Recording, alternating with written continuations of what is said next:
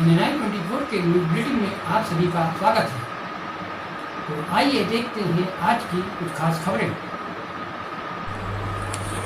नवाज़े रसूल हज़रत इमाम हुसैन अलैहिस्सलाम की शहादत की याद में मनाया जाने वाला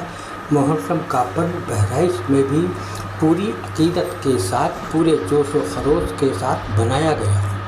जिसके अंतर्गत एक ओर जहां पहली मुहर्रम से घरों में मजलिसों का दौर शुरू हुआ, वहीं 7वीं मुहर्रम को बहराइच का कदीमी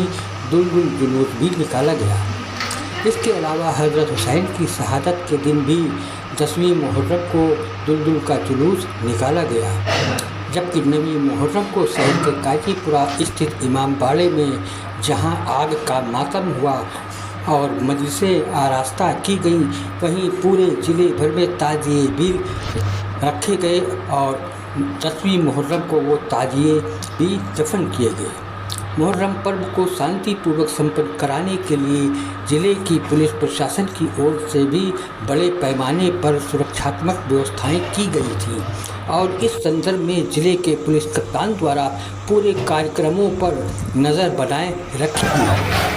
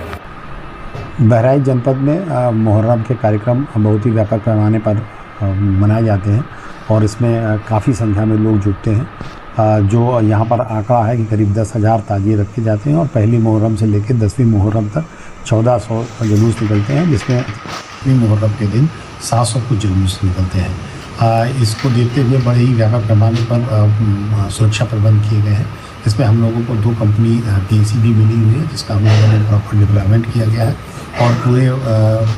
बहराइच जनपद को 6 सुपर जोन और 44 जोन और 129 सेक्टर में बांटा गया है, जिसमें सेक्टर में सब इंस्पेक्टर और जोन में इंस्पेक्टर और सुपर जोन में डिप्टी SP रैंक के अधिकारी लगाए गए हैं और देहात और शहर क्षेत्र का पर्यवेक्षण एडिशनल SP स्तर के अधिकारी कर रहे हैं। इसके साथ ही सभी थानों पर इस कमेटी की बैठक कर ली गई है, सभी चौकियों पर बैठक कर ली गई है, धर्मगुरुओं से वार्ता कर ली गई और उनको स्पष्ट जो निर्देश हैं वो बता दिए गए हैं कि जो ताजिए की ऊंचाई के संबंध में है और या जो किसी का जो है वो पुराने जो रूट्स हैं उनको ना चेंज करने का है और कोई भी नई परंपरा न डालने का है और DJ और ढोल बजाने का जो एक निर्धारित डेसिबल है वो सारी बातें उस मीटिंग में बता दी गई हैं। DJ संचालकों और ढोल संचालकों सबकी बैठक कर ली गई है। सोशल मीडिया पर 24/7 हमारा सेल एक्टिव है, तो अगर कोई इस तरह की बात होती है तो तत्काल उसका काउंटर किया जाता है और उसमें सख्त कार्रवाई भी की जाती है। इसके अलावा जो उपद्रवी तत्व हैं जो पिछले कई सालों में चिन्हित हुए हैं, जो इंटेलिजेंस की रिपोर्ट या LIV की रिपोर्ट में आए हैं, सभी के खिलाफ पाबंदी की गई है। उनको स्पष्ट रूप से बता दिया गया है कि कोई भी इस तरह की बात होगी तो उनके खिलाफ सख्त कार्रवाई होगी और इसके साथ ही पुराने कुछ त्यौहार रजिस्टर में यहाँ शस्त्र प्रदर्शन की बात की गई है, उसको भी पीस कमेटी ने स्पष्ट बता दिया गया है कोई भी इस तरह का शस्त्र प्रदर्शन नहीं होगा, अगर होता है तो मुकदमा कायम करके कार्रवाई की।